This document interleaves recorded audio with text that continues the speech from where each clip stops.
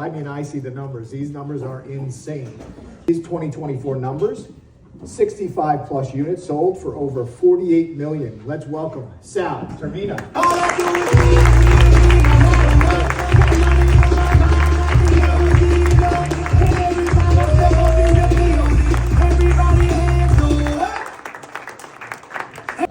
I got sweaty palms right now. So I'm used to being on Instagram or something like that, but not in front of everybody looking at me. So I went on ChatGPT, like you said, and to make myself feel comfortable, it said to look at everybody and imagine they're naked.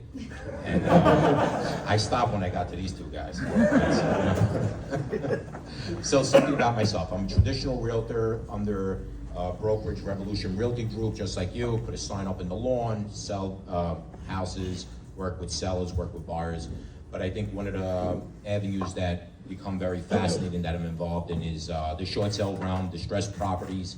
And one of the biggest caveats is basically attorneys and real estate agents give me short sales to negotiate. They become very challenging, and it's a business that was started in 2017, and it's offered, my firm, NYC Short Sales, offers it to realtors. So if you ever in a pinch with a short sale, we step in and we negotiate the file. The bank pays us. We usually don't hurt your pocket at all. You guys get actually more of a commission because you obviously know in New York we're like prostitutes with these commissions. So with the short sales, we get a better commission, and everybody's happy. So that me and my associates, we think outside the box. I mean, I'm very odd. I read obituaries tremendously, which is pretty sad and depressing, but that generates a lot of business. If you're pulling up to that beautiful, gorgeous house, that's not me. I'm looking at the one that's distressed, and I'm trying to find the storyline behind it and trying to find out what happened. Why did that property just go upside down? And it's pretty interesting and fascinating, all these stories. So my lead generation is research, and constantly, I love, if everybody says they love their job, I'm in love with my job. I really look forward to getting to the office, and if I pass by, my kids think I'm crazy. I'll pull up to a house and they're looking at me like, why are you looking at this piece of shit house? And they're not as fascinated as I am, but you really dig deep into it, and it really, there's a draw for it. And then trying to find out the heirs to the property and trying to get them proceeds on money that they never anticipated.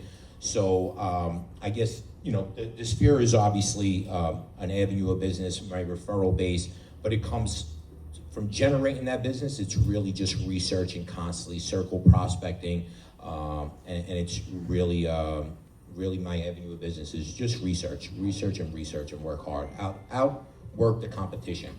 Good. So the social media, I guess to a certain extent, people get to know you. It might not be the real you, right? And it might be, which is kind of crazy because I'm jumping through windows. So that really is me, which is pretty sad. But I think as clients, it's weird. People share my post and they feel they know me and they reach out to me. They're asking me for help and looking to sell their property. So I guess 2025, I'm going to really, really put even more emphasis in social media, and you guys should.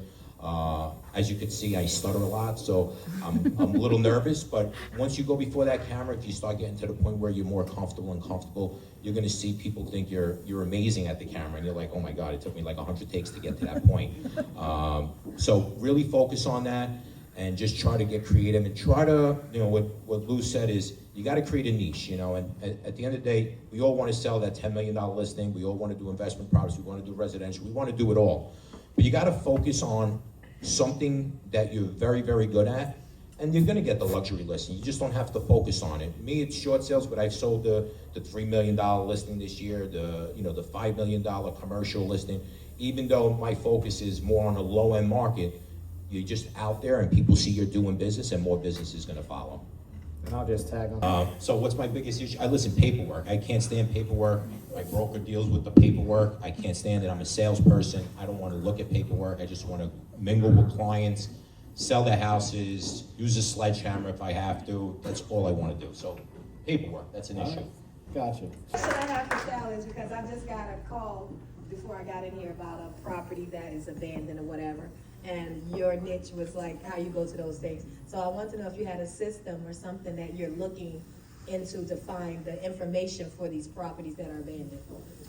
Yeah, so, thank you. So the first step on the abandoned property, look at the, look up the address, see if it's in foreclosure. Sometimes which makes things very complicated, is they're up to date on their bills. So if they're up to date on their bills, it kind of means that they're either using it as a tax loss, or for some odd reason, there might be estate issues and they're still paying the expenses. But if it's in foreclosure, you're trying to find out why, which is, looking up the obituaries on that particular person. So most likely, if it's a person that passed away, has a property in Brooklyn, you look up the obituary in Brooklyn and look up that specific name. Hopefully, there's some sort of information. The information in the obituary is overwhelming. They tell you husbands, spouses. They tell you, kids, grandkids, etc.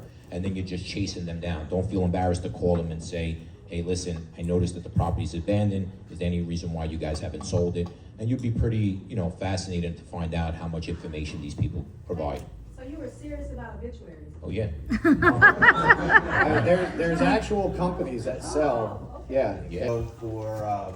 For Sal and Gary, because I've talked with Sal in the past, and I know we've mentioned that Sal and I are both Sicilian. So, quick question, yes, Sal, quick question. So, you speak fluent dialect or fluent Italian at all? Yes, I speak Italian.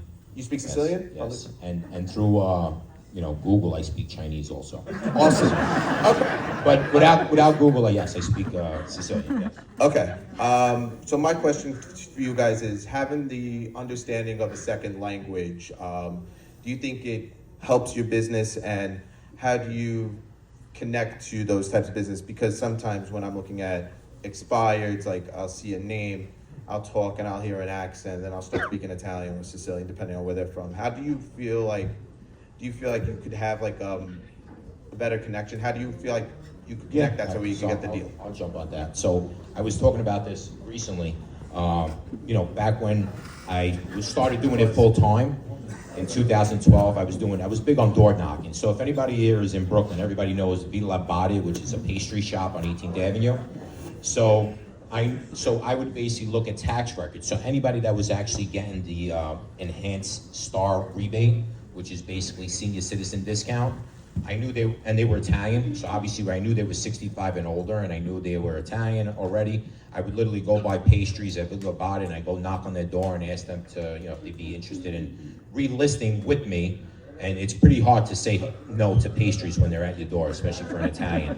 And you'd be surprised how many listings that I was getting just by door knocking with pastries in my hand for Villa Body. So yes, I use that niche, which is going after my paisans, So.